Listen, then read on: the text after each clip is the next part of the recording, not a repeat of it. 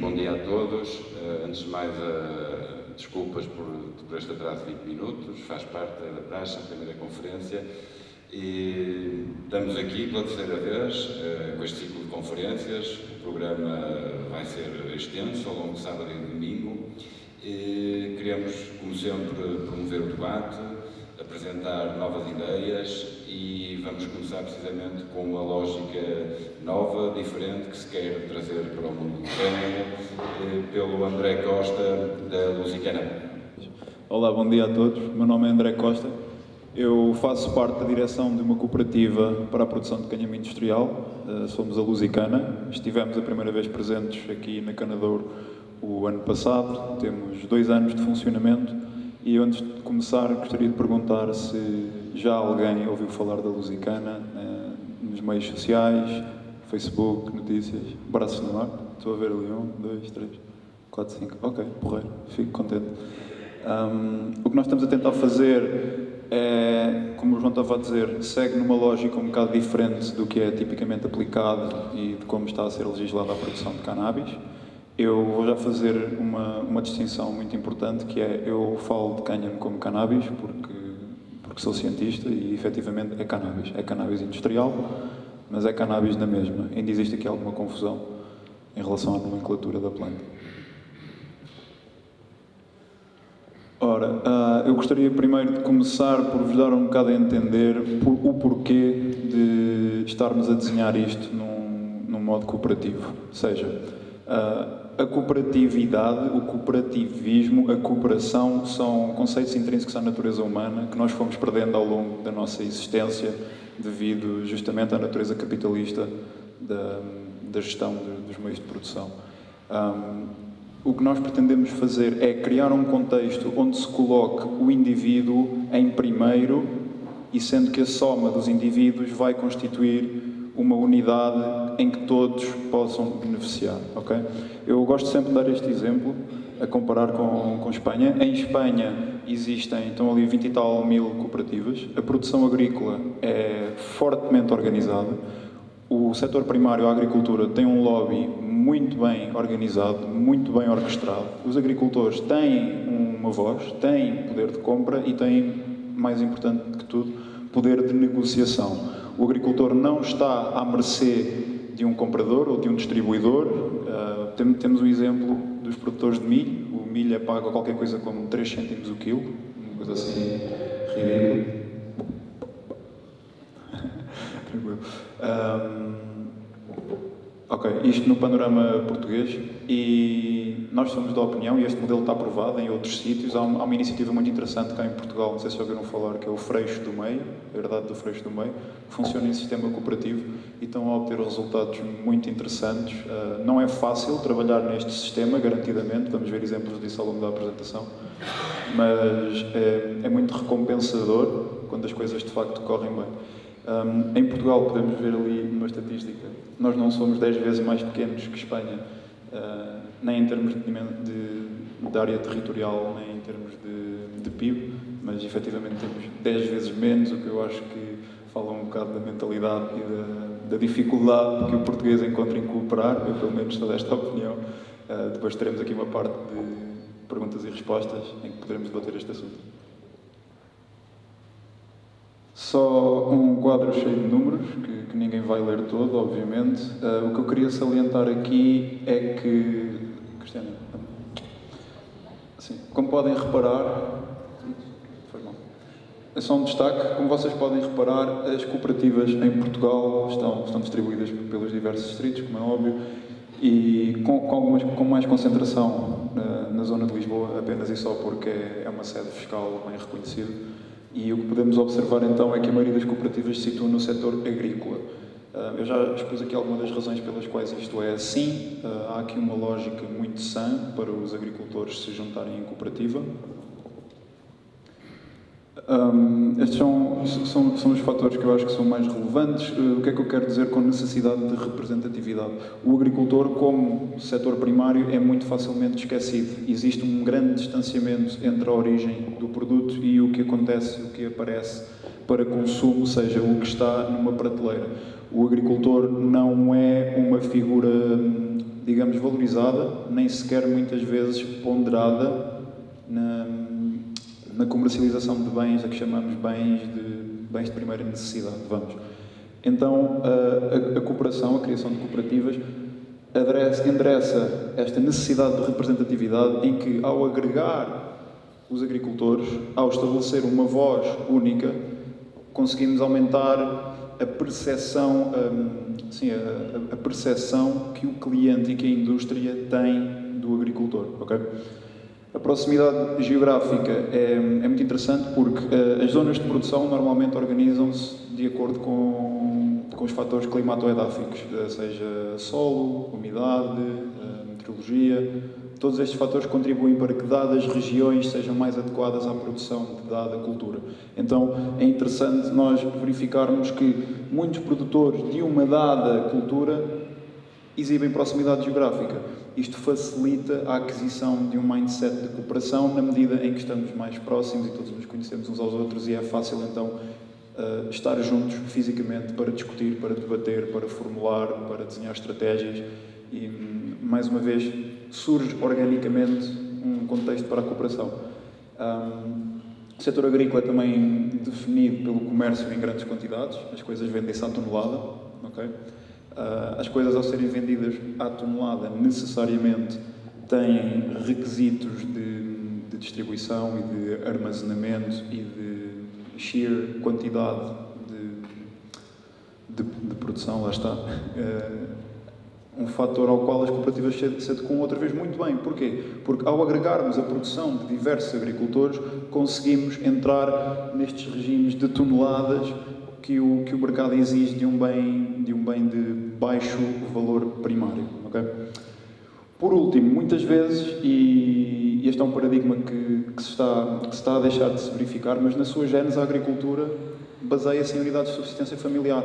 São famílias, são quintas, são terrenos, são negócios que são passados de geração em geração, que por sua natureza já têm um sistema mais ou menos, pode não ser assim nas formas legais, mas um sistema mais ou menos cooperativo, em que toda a família participa, a família contrata, conhece, trabalha com as pessoas da região, existe uma motivação continuada para o bem maior, porque é a nossa família, ou seja, não estamos aqui só para ter lucro, estamos aqui para poder comprar uma casa para os filhos, ou poder dar uma educação a um outro filho. Existe um mindset de criar o bem.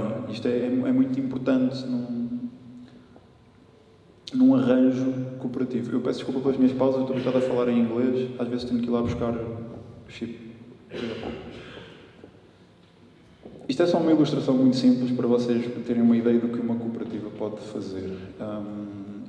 N 1000 produtores podem contribuir e agregar a sua produção debaixo de um chapéu coletivo, uma organização, uma forma legal a que chamamos cooperativa.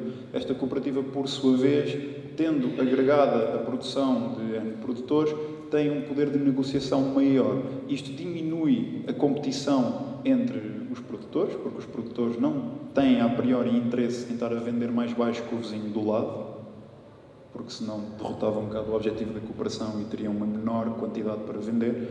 A cooperativa por si só não vai apenas negociar melhores preços no comércio a grosso, já encontramos conceitos, agora aqui um mercado que é muito interessante, é este mercado do bio-orgânico fair trade. Okay?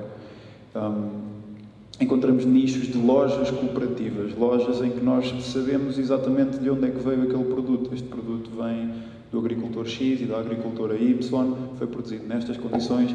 Existe agora uma grande demand no que diz respeito a estas commodities, porque dá um valor acrescentado ao produto. Okay? Então, de repente, a cooperativa já não é só um meio de agregação da produção, é também em si um veículo de marketing, que é manifestamente muito interessante, porque as margens de lucro são maiores, né? E permite a criação de uma brand awareness que permitirá depois atrair mais investimento, expandir, empregar mais pessoas. Por favor. Estes são os 3 pontos que me fazem ficar contente quando penso nisto das cooperativas, que é, não temos uma mentalidade de lucro, não há uma bottom line, não há não há uma massa crítica de capital que tem que ser atingida, há sim a necessidade de garantir trabalho para o próximo ano e garantir que toda a gente tem condições para continuar a trabalhar. A diminuição da competição contribui para que estes três fatores sejam predominantes. Eu depois vou elaborar mais neste ponto, mas foi uma coisa que encontramos que era muito difícil de gerir, que era a competição, mesmo entre os próprios agricultores, face ao mercado e face às expectativas do mercado.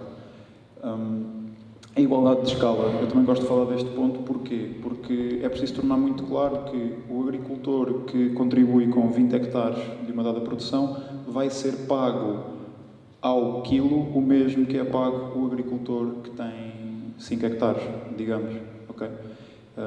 Isto pode-se aplicar facilmente neste conceito, sendo que duas premissas se verifiquem. A primeira premissa é que nenhum dos agricultores está a querer mudar o seu foco para o lucro, e a segunda premissa é que, como nós sabemos no setor agrícola, no setor primário, um aumento de escala resulta em custos operativos mais baixos.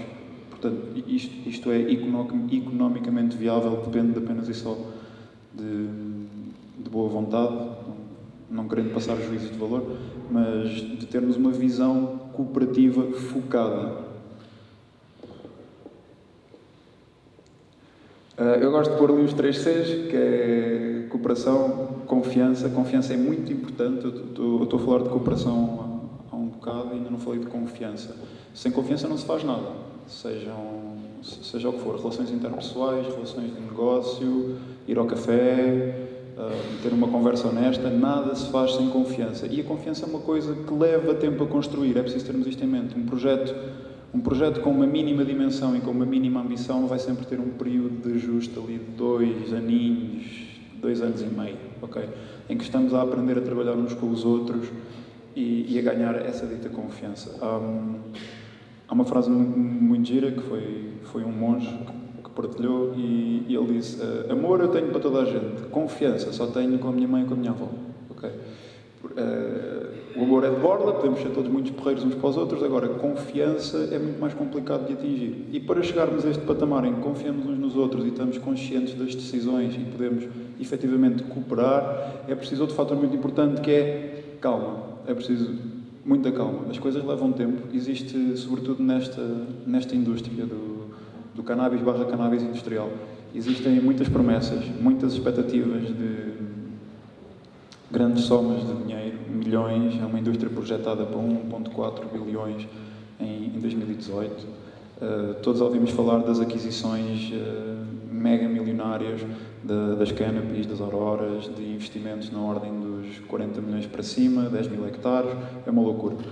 É preciso ter os pés bem assentos na terra e saber ao que é que vamos e conhecermos a nossa capacidade de produção e a nossa capacidade de trabalho também, porque não depende apenas e só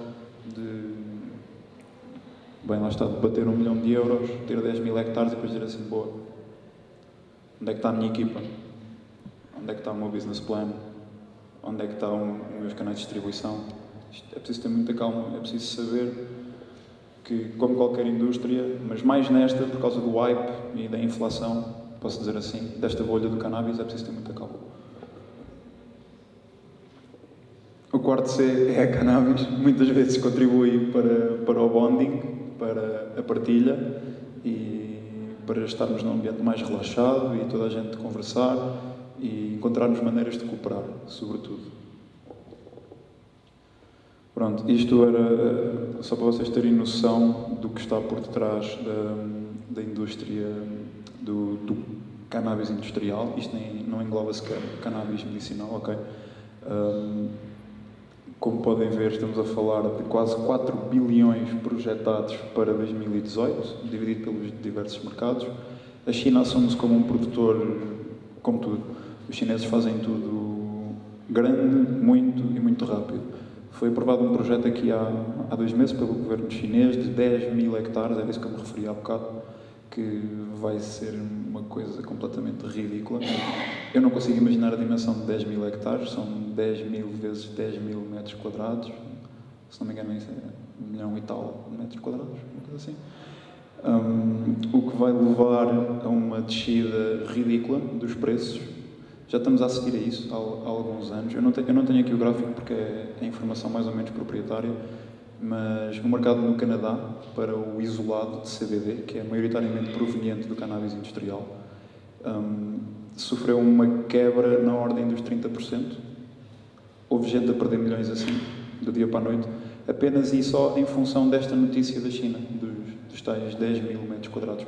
É um mercado que ainda está muito sujeito à especulação, devido ao hype e devido a um outro fator que eu vou elaborar agora, que é, este é um mercado multissetorial, é um mercado que tem uma divisão tremenda, ok? Neste momento a produção está centrada no CBD para isolado. O CBD para isolado porquê? O CBD isolado pode ser aplicado num milhão de coisas. Podemos ter desde sports drinks, até pastilhas, até elementos medicinais com potencial terapêutico, não é cannabis medicinal, mas com potencial terapêutico. Existe um projeto também muito interessante por um empresário português que, quando entramos no reino das commodities, toda a gente sabe o que são commodities? Ok, eu vou elaborar. Uma commodity é o que nós consideramos um bem que não é de primeira necessidade, porque não é uma necessidade, ok, mas é uma necessidade percebida pelo consumidor. É uma coisa que eu quero ter todos os dias, ontem, agora, em grandes quantidades. O CBD está a entrar nesse caminho de ser tornado uma commodity. Vai estar em tudo. Estejam atentos nos próximos 2, 3 anos, o CBD vai estar em tudo. Já começaram a observar essa tendência, de certeza. Quando nós estamos a falar apenas e só de CBD, estamos a esquecer-nos dos outros setores do mercado. Eu ponho ali o têxtil em segundo lugar porque é outro mercado extremamente interessante. Na medida em que esta planta, se for utilizada em plena utilização, seja full plant valorization, podemos ter até os dois lados da moeda, podemos estar a extrair CBD e o têxtil. E o têxtil é muito interessante porque alguns de vocês vão de saber, porque estão aqui nesta feira, tem propriedades de resistência, elasticidade, hidrofobicidade, antifúngico também. E já existem indústrias dedicadas ao têxtil. O têxtil não se refere apenas a roupa, refere-se a cordame, refere-se a redes. Eu agora posso partilhar isto, está previsto pela Comissão Europeia, sair uma diretiva em 2021, em que todas as redes de pesca, de acordo com os Objetivos de Desenvolvimento Sustentável emitidos pela ONU, todas as redes de pesca vão ter que possuir pelo menos 60% de material biodegradável. Está aqui. É isto. Vai ser cannabis industrial. Ok? Isto para endereçar problemas de redes perdidas no mar, redes que aparecem ao fim de 30 anos com N golfinhos lá presos. Eu acho muito bem, mas para perceberem que o têxtil não é apenas roupa. Okay? E depois temos os outros setores assim mais pequenos. O setor da bioconstrução é um setor muito interessante, mas é um bocado nicho. Ninguém vai estar a fazer isto em grande escala, até porque o cânhamo não tem propriedade de load-bearing capabilities, não é capaz de suster carga, serve apenas para isolamento, e os custos de aplicação de um isolamento de cannabis industrial são muito mais altos porque requerem mais manpower, mais horas de trabalho. Já existem algumas máquinas interessantes de spray, em que se faz a mistura e não é preciso estar a fazer o tradicional. Eu não trouxe imagens, mas nós fizemos uma casa em Sesimbra com isto e posso garantir que está um trabalho do caraças. Amanhã o João vai falar um bocado sobre isso, vocês vão poder ver fotos. Certo, esta é uma das oportunidades, é um mercado multissetorial, e a outra grande oportunidade é que não nos esqueçamos que isto é uma erva. Pronto, isto cresce em todo o lado, não tem grandes requisitos de manutenção, manutenção da cultura. Depois encontramos alguns custos mais elevados e uma necessidade de maior especialização no pós-processamento. Muita da maquinaria que é utilizada hoje não está adequada a processar o cânhamo. Miguel. E isso é outro entrave à produção do cânhamo industrial. Quando eu digo ali que é resistente a invasoras, eu gosto de falar deste ponto porque fala-se muito de o cannabis industrial não tem necessidade de pesticidas, é super resistente. Não é que seja super resistente, é que é extremamente competitiva. Estamos a falar de velocidades de crescimento de 1,5 cm, 2 cm por dia, facilmente. Okay? O que é que isto faz? Com uma plantação em alta densidade, permite basicamente sufocar tudo o que é invasoras, tudo o que é daninhas, simplesmente vai ser tapado pela cannabis industrial e não vai apanhar luz, vai morrer. Portanto, quando ouvirem falar disto, é resistente às invasoras, não sei o quê, Não é bem verdade. Não é resistente, apenas cresce mais rápido. Quando falamos de resistência a pragas, os nossos ensaios não mostram assim nada que indique que sejam extremamente resistentes. Notamos até o contrário. As pragas são muito atraídas pela cannabis, pelos compostos fenólicos que são largados, mas numa plantação em alta densidade isto não é um problema para a bottom line. Este é um slide que eu vou demorar menos tempo do que eu costumo demorar, porque eu posso falar disto durante para aí meia hora. É um problema. Começamos logo pelos entraves legais. Este ano em Portugal, com a entrada da cannabis medicinal, assistimos a algumas dificuldades manifestas, reais, à produção de cannabis industrial. Pronto, é o que é. Coordenámos-nos com as autoridades relevantes. Existe uma grande confusão ainda sobre quem é que vai assumir tutela da cannabis industrial. É uma discussão que estamos fartos de ter ao longo do último ano e meio. Temos a esperança que, assim que sair o regulamento respeitante à cannabis medicinal, que isto seja mais esclarecido. Neste momento é mesmo complicado, é um risco plantar cannabis industrial. Se depois quiserem passar no stand da Lusitana, podem falar com o Pavel, que é um dos nossos agricultores, que este ano plantou. Eu, por exemplo, não plantei este ano, por medo disto. E o Pavel, de facto, plantou e a polícia apareceu lá e confiscou-lhe a produção toda, afirmando que era ilegal e pronto. São este tipo de porcarias com que ainda estamos a lidar. Outro ponto é a ausência de uma indústria de manufatura. O último grande esforço na criação de uma indústria foi feito por um empresário bem conhecido, que é o Augusto Teixeira. O Augusto é um senhor com uma mente muito à frente do seu tempo e do nosso povo, sinceramente. Ele criou uma indústria têxtil no norte, bem, aqui, cá estamos, e contratou os agricultores para produzir cannabis industrial para ele e não teve um resultado muito interessante, pois os agricultores recolheram os fundos emitidos pela União Europeia e deixaram o cannabis nos campos. Então o Augusto decidiu abortar a missão e fez muito bem. Então neste momento não temos instalações de manufatura. Outro fator é o desconhecimento da cultura, que não é na verdade bem um fator verdadeiro, porque nós temos registros e se vocês aqui destas zonas... Tem lá a fábrica ainda? Está tudo parado. Pois, certo. Claro. Obrigado. O desconhecimento da cultura, que não é bem um fator, na verdade, porque nós temos um historial muito grande da plantação de cannabis industrial em Portugal. Várzeas, canaveses, canaviais, estas regiões normalmente tinham plantações de cannabis industrial. Se ouvirem os velhotes, bem velhotes, se lhes mostrarem a folha, muitos vão vos dizer que é linho, ok? Ainda por cima, nós temos no nosso quadro regulamentar o cânhamo, como está lá escrito, e o linho estão incluídos na mesma linha de financiamento e na mesma linha de produção industrial. Então, como se produzia linha, têxtil, a partir do cannabis, chamavam-lhe linho também. Por isso, isto não é bem um fator. Existe um grande historial. Porquê é que eu falo aqui do desconhecimento da cultura? Porque muita gente veio a confundir a cannabis industrial com a cannabis medicinal e agora, entre muitas aspas, droga. Muita gente tem este estigma ainda. Nós tivemos um exemplo engraçado de um senhor que apareceu lá nos campos onde eu estava e ele vinha muito exaltado. Mas que é isto? Isto é droga, não sei o quê, vou chamar a polícia. E nós depois fomos conversar com ele, contámos-lhe a história do que é que se estava a passar, os potenciais benéficos, porque é que é diferente do que ele está a pensar e porque é que o que ele está a pensar não é assim uma coisa tão grave.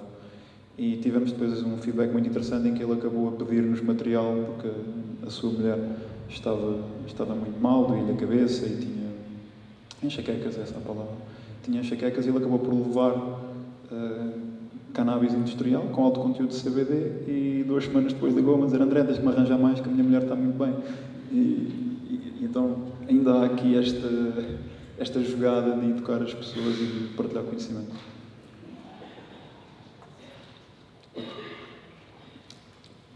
O que é que eu acho interessante? O que eu acho interessante é que qualquer um destes fatores, e os 3 em conjunto, podem ser virtualmente eliminados ou muito mitigados com um business plan de jeito. que é um trabalho que custa a fazer, é complicado. Há quem o faça, há quem não faça. Eu recomendo fortemente, se tiverem interesse em entrar nesta indústria, a terem um business plan na prova de bala, porque se formos a somar estes fatores, mais toda a especulação, toda a bolha que existe à volta do cannabis, não há outra maneira de fazer uma coisa funcionar, ok? Não há mesmo. Desenganem-se que isto é pôr no chão e fazer milhões. Pá, por favor. Pronto, este é o nosso stand do ano passado aqui na Lusitana. Estes são os nossos promotores oficiais de dinamismos comerciais. 3 agricultores também. Eu tenho aqui esta foto só para vos mostrar, porque não consegui... o fecheiro estava corrompido, não percebi o que é que se passou da foto do pessoal todo. Nós somos mais 4 pessoas.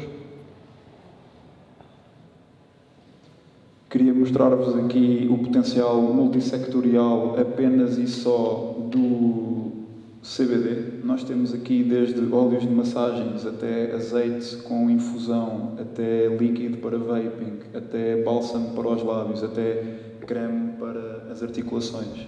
Quem sofre de artrites reumatoides e outras doenças autoimunes é também muito interessante. E isto apenas com o isolado de CBD, não estamos a entrar em todas as outras potencialidades, ok? Depois, se quiserem visitar o nosso stand, isto está lá para vocês verem.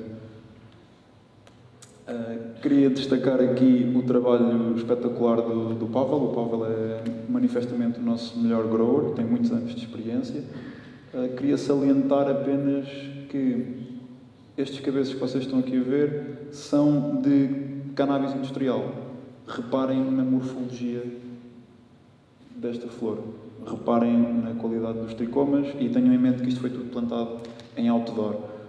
Existem genéticas mais ou menos adequadas à produção de flor. Esta é uma genética particularmente adequada, mas de qualquer maneira eu queria-vos mostrar que se podem fazer coisas relevantes com genéticas industriais, ok?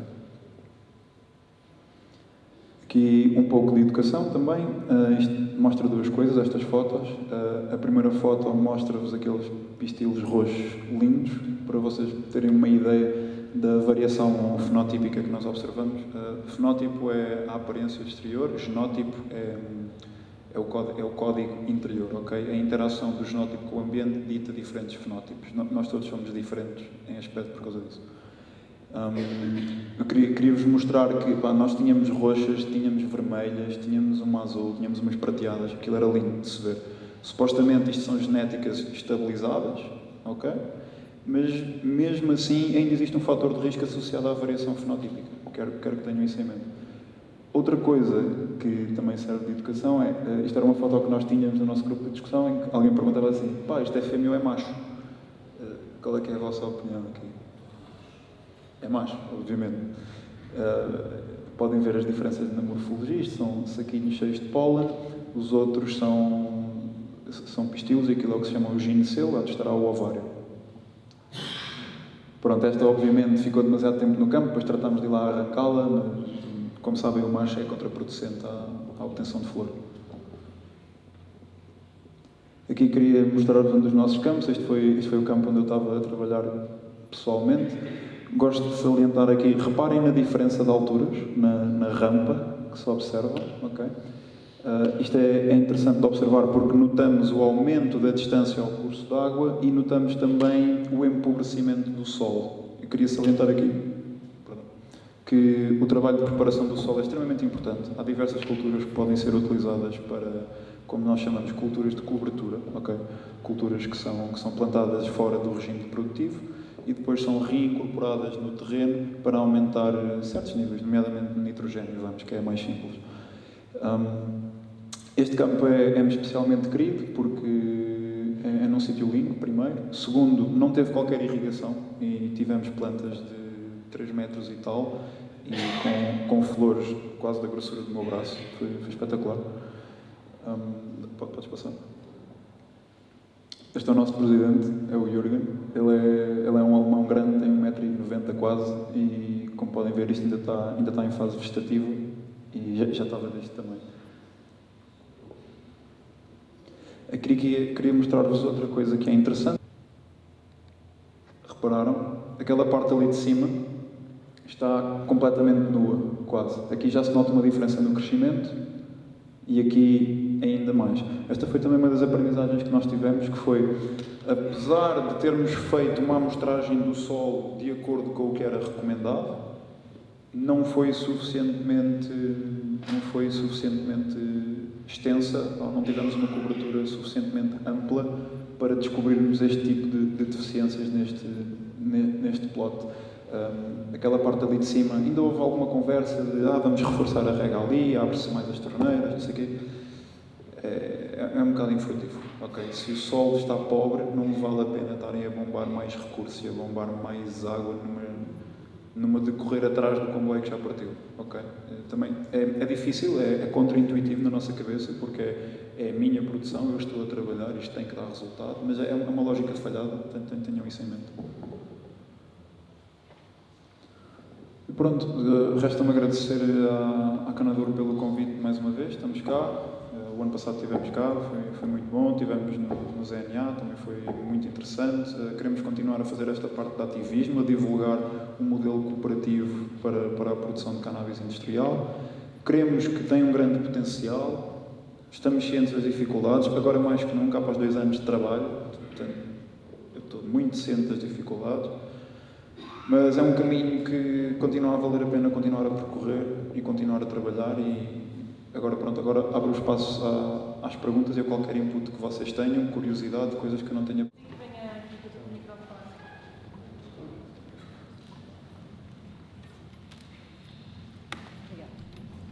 Já fico aqui. Estou?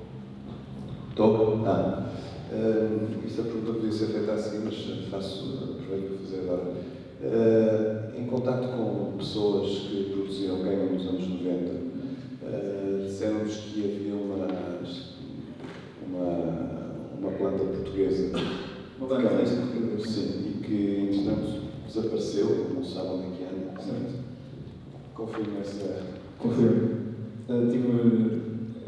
Há um tempo já andei nessa luta a falar com o INEAV, que seria onde existiria o registro desta variedade a priori, mas a base de dados deles para cannabis, tanto com um N como com 2 Ns, não tem qualquer registro. Sim, claro que sim. No limite dos limites será uma variedade importada das colónias, por exemplo, mas não posso ter 100% de certeza, mas não me espantaria nada que houvesse uma land race portuguesa, sendo que nós temos em Espanha diversas registradas. Estou. E na possibilidade dessa variedade existir, que implicações é que isso tem, por exemplo, no monopólio de sementes que nós vemos acontecer, por exemplo, no quê? No monopólio das sementes, quer dizer, neste momento as sementes têm que ser importadas, nós não temos sementes portuguesas. Achas que seria uma luzinha ao fundo do túnel? Vejamos, eu sou sincero, acho que não ia ter impacto no que nós assistimos. Porquê? Porque não era só essa semente aparecer, era essa semente aparecer, ser genotipada, o que não é complicado, ser registada como uma variedade pertencente ao catálogo de variedades agrícolas comuns, o que também não é muito complicado, leva tempo apenas, portanto até aqui estamos bem. Onde é que nós não estaríamos bem? Na escala de produção. Nós não temos produção de semente em Portugal. Não se faz. É uma coisa que requer grande escala. Falou do monopólio. A França, que curiosamente trabalha em sistema cooperativo, curiosamente, são os maiores produtores de sementes da União Europeia. E é aí que assistimos ao monopólio. Existe inclusive alguma relutância por parte da DGAV em aceitar sementes que não provenham da cooperativa do chão, okay? de outros providers. Por isso, desculpa, não sei se respondi a tua pergunta, mas diria que só a descoberta da semente, não. Tinha que se encontrar a semente, ela tinha que ser registada e tinha que haver capacidade produtiva e tinha que ter uma vantagem competitiva qualquer. Digamos, uma variedade que crescesse em sequeiro, por exemplo, isso é brilhante. Ou uma variedade adequada ao nosso ambiente com quantidades de CBD mais elevadas que as outras que estão no catálogo, ok? Teria sempre o valor inerente do ponto de vista histórico, sem dúvida. E achas que isso poderia ser existe a possibilidade na eventualidade de se chegar a uma semente dela ser open source?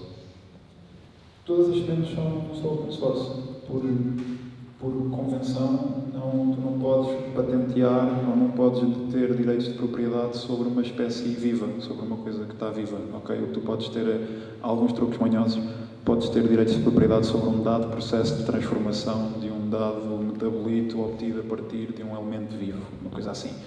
Mas todas as sementes são open source, as genéticas estão aptas para serem trabalhadas.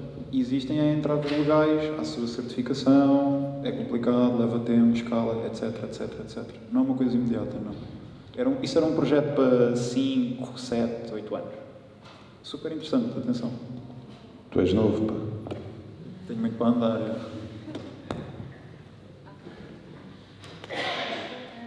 tem mais questões?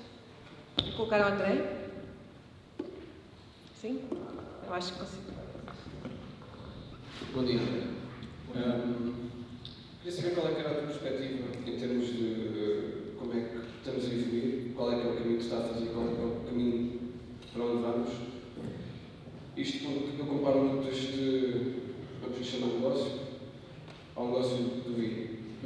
E tivemos o exemplo, há 20 e poucos anos atrás, de castas como a Syrah, que eram vendidas em Portugal e que eram produzidas na mesma. Queria perceber qual é que era a tua perspectiva em relação aos dois mundos, este mundo é o mundo da cannabis e o mundo do vinho, e se a gente poderia seguir o exemplo deles, dos outros, vamos dizer assim, que também tiveram um percurso idêntico, ou diria eu, algo do género, porque é uma planta, não é? Não sei se me fiz entender. Sim. Gostava de saber qual é que era a tua perspectiva em relação a isso e qual era a tua opinião em comparação com isso. Ok, eu acho que o teu ponto aqui se refere a uma coisa muito bonita que é a desobediência civil, que é continuar-se a plantar o cannabis industrial mesmo havendo uma proibição. Isso parte de uma premissa errada, que é que existe uma proibição. Não existe proibição. Existe sim entraves muito grandes à produção, motivado por falta de conhecimento da cultura, ou seja, as entidades que é suposto estarem a fiscalizar as plantações de cannabis industrial não percebem uma ponta, não sabem distinguir uma plantação de cannabis industrial de uma plantação de cannabis com conteúdo psicotrópico. Isto é logo um grande ponto de insegurança para tu dares licenças, permissões a quem quer que seja. Porque a própria autoridade que é suposto fiscalizar não quer ter nada a ver com isso, porque não está segura do trabalho que vai fazer. Portanto, ponto 1, não existe uma proibição, ok? Onde é que eu encontro um paralelismo com a produção de vinho, que é outra vez um ponto bem interessante. Quando a cannabis entrar, que vai entrar, isto é indubitável para mim, é olhar para o que está a acontecer. Quando isto entrar no reino de full commodity, quando entrarmos em legalizações de recreativo, por exemplo, vai haver uma demand, uma necessidade de diferenciação de produto. Aí entramos numa lógica semelhante à dos vinhos, que são castas adequadas a cada uma das regiões, denominações de origem protegida, suplementações, que isto é uma coisa que eu sei que se faz na indústria dos vinhos, suplementações para alterar o perfil aromático, coisas assim. Aí eu vejo um paralelismo muito grande com a indústria dos vinhos, no sentido em que tu crias a tua marca, a tua denominação de origem protegida, crias o teu branding, passa a ser, não é só vinho, é o vinho desta região, é a cannabis desta região, com estas características. Existe um espaço de diversificação e otimização enorme quando falamos de flavonoides e terpenoides para diferenciação de produto. E então aí eu encontro um paralelismo muito grande. É interessante também, porque o vinho, até agora não sei como é que está o estado da indústria, mas na gênese é também um sistema cooperativo. Eu era miúdo e ia pisar uvas, estás a ver? Se quiseres elaborar que exemplo é que estás a falar em particular, é isto da desobediência, de haver proibição, mas plantarem a Syrah mesmo? É o exemplo do progresso que eles tiveram, como indústria, como comunidade, como cooperativa. O caminho que eles fizeram, será que é o caminho que quem está nesta indústria deve fazer? Ou será que é um bom exemplo a seguir? Okay. Eu teria muito interesse em conversar com alguém que efetivamente esteja dentro dessa indústria e que me possa dar um percurso histórico das dificuldades que foram enfrentando e como é que as foram ultrapassando. ultrapassando. Isso seria uma perspectiva interessante para abordar o tema, ok? A história ensina-nos a não cometer os mesmos erros e a como é que se faz as coisas bem feitas. Por isso, sem dúvida que isso era uma abordagem muito interessante. Agora, eu não conheço a indústria do vinho, não posso opinar sobre isso. Bem, há uma questão lá ao fundo. Eu vou-lhe pedir, não tem? Ok. Há mais alguma questão? O seu colega que lhe apreenderam as plantas, depois provando ele que não era para consumo nem isso, como é que depois se processa? O que é que acontece às plantas? Okay. As plantas foram confiscadas, ou seja, existe o pretexto de vamos confiscar para testar, mas a lei contempla um período de testes que pode ir até aos 3 meses, por isso já sabe o que é que vai acontecer, não é? As plantas que estavam no campo foram confiscadas, as plantas que ele tinha armazenadas não puderam ser confiscadas, porque estávamos a falar disso há bocado, eu ainda não compreendi bem qual é que foi a base legal, mas entendo que seja uma questão de ele não ter o licenciamento devido para estar a crescer naquele espaço em particular, que era terreno, no terreno dele, na propriedade dele, mas aquela parcela em particular do terreno estava registada como armazém, não era própria para cultivo. E então as que ele tinha devidamente armazenadas estavam num armazém que era armazém, então não puderam fazer nada. Para responder à tua pergunta, o que é que acontece? Fica a marinar, como funciona muita coisa aqui em Portugal, fica ali a marinar. Agora vai ser testado e o senhor há de receber uma convocatória, não sei o quê. Ele está bem, não teve registro criminal, não teve nada. Está em processo. E vai ficar em processo para sempre, até amanhã, para o infinito, não sei como é que é. Ok. Obrigado. Não.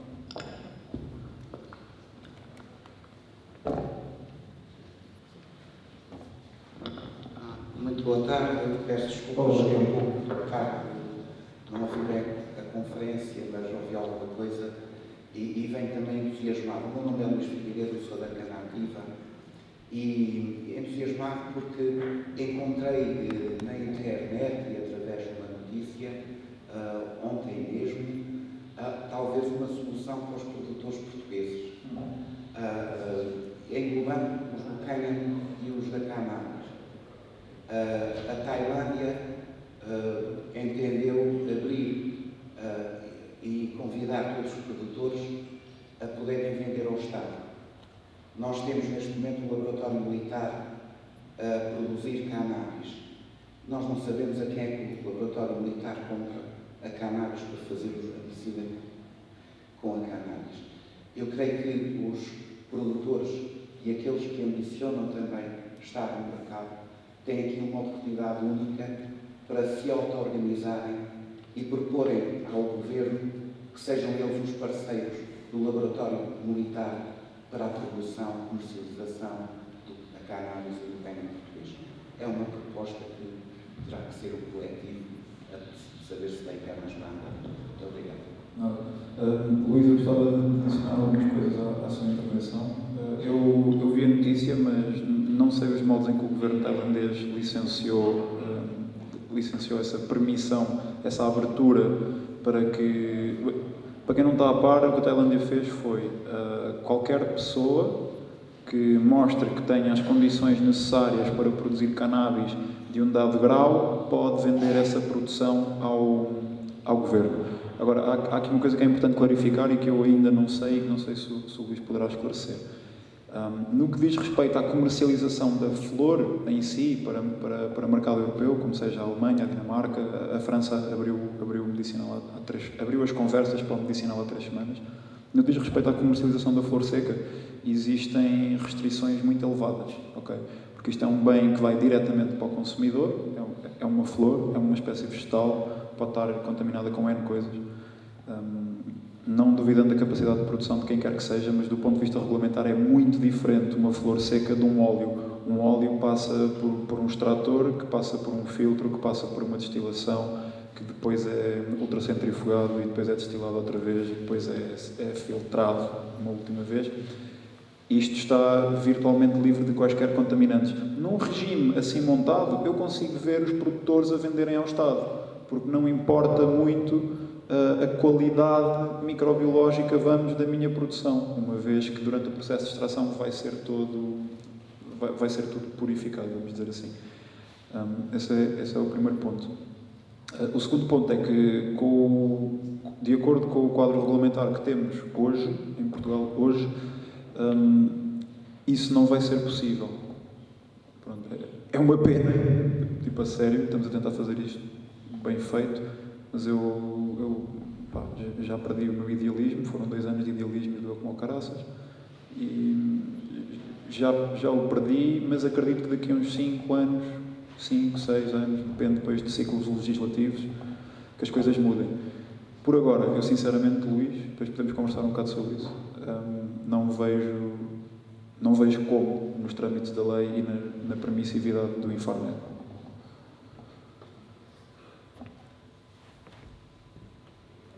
Mais alguém tem uma questão para o André? Ou um comentário à apresentação?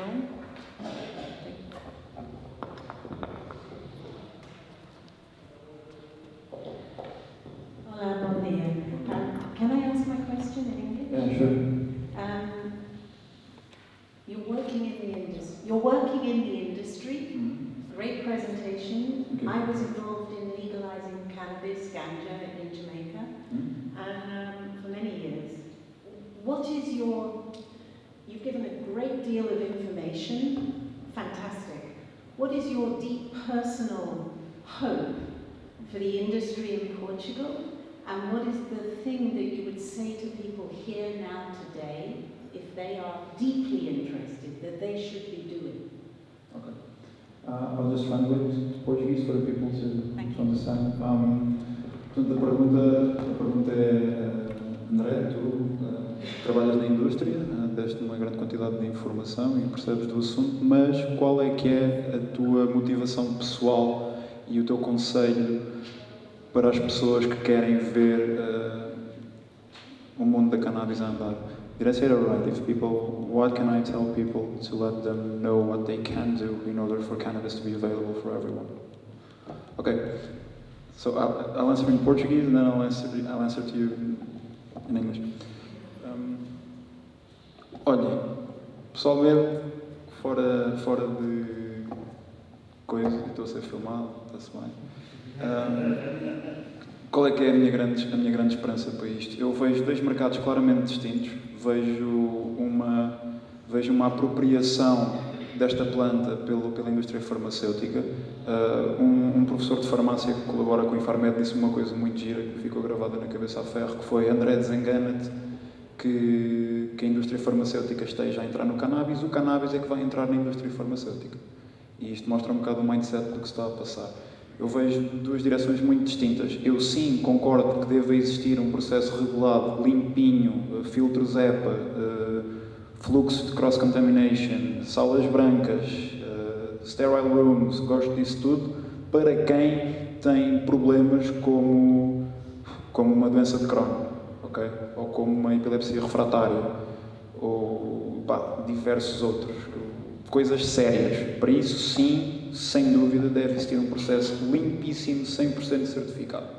Agora, eu não vejo a mínima competição entre este setor de mercado e cada um de nós ter uma planta em casa. Não vejo.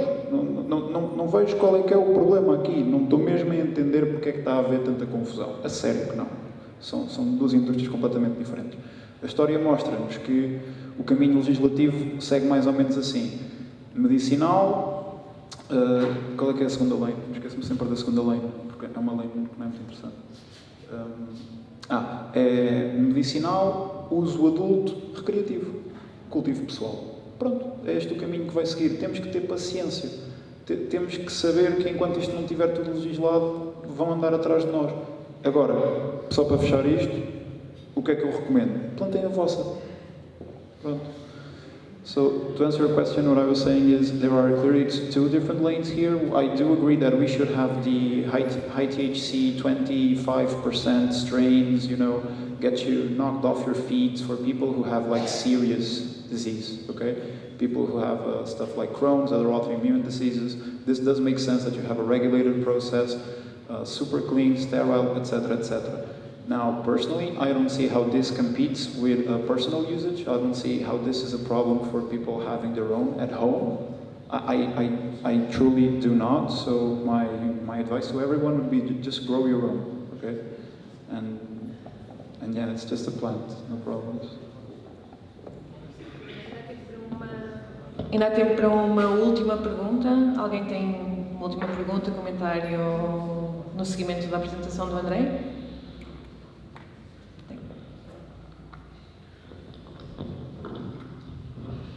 Olá, Telmo Costa. Eu venho de Mozela e nós, aquela uma zona que nos anos 90 houve uma promoção e que se montou cânhamo. E é uma coisa que há interesse em voltar a produzir naquela região. Há perspectivas para o ano haver campanha de cânhamo em Portugal. Se quem quiser fazer parte, por exemplo, da Lusitana, que apoia que a Lusitana pode fazer e que pode dar. E o que é que nos. Ou seja, para quem está interessado, para quem quer plantar, não é? O que é que tem que seguir, o que é que pode fazer? Neste momento, o que é que está disponível? Se não está, se para o ano não for possível, será que existem perspectivas do ano de frente? Isso se abrir, não é?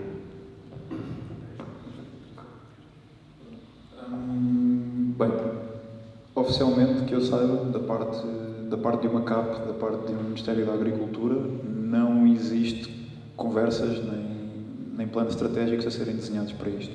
Ok? Pronto, ponto assento. Da nossa parte do Zicana, estamos em reestruturação, por alguma das razões que eu fui nomeando ali atrás, e o que é que eu aconselharia a quem tiver interesse em produzir cannabis industrial?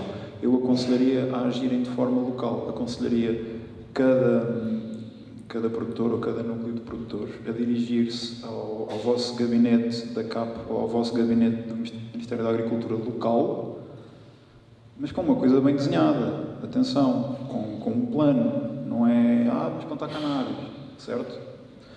E começar a construir essas relações. Porquê? Porque isto funciona sempre de baixo para cima. Isto não funciona, por experiência, não funciona aparecer uma lusicana numa dada região e dizer assim, agora vai-se plantar aqui, e depois começar a trabalhar para baixo. Agora temos que encontrar produtores, agora temos que criar relações, agora temos que criar canais de distribuição. É super messy, não é fixe, ok? O que é fixe? Interesse individual, começar a trabalhar as relações, e quando houver uma acessão, uma avaliação da abertura da região em particular, tanto política como logística, aí sim, avançar para um contacto para um contacto com uma organização como nós.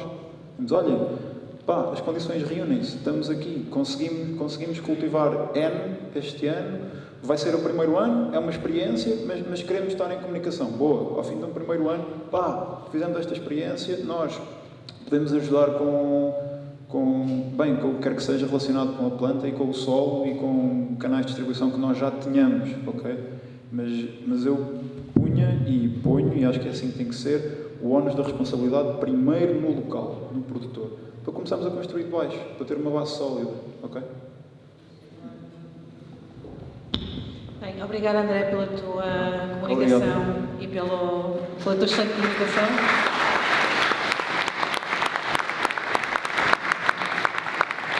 Nós vamos passar agora para a segunda comunicação, para a segunda apresentação do dia, mas precisamos de 5 minutos para colocar a apresentação e assim, por isso, se quiserem sair...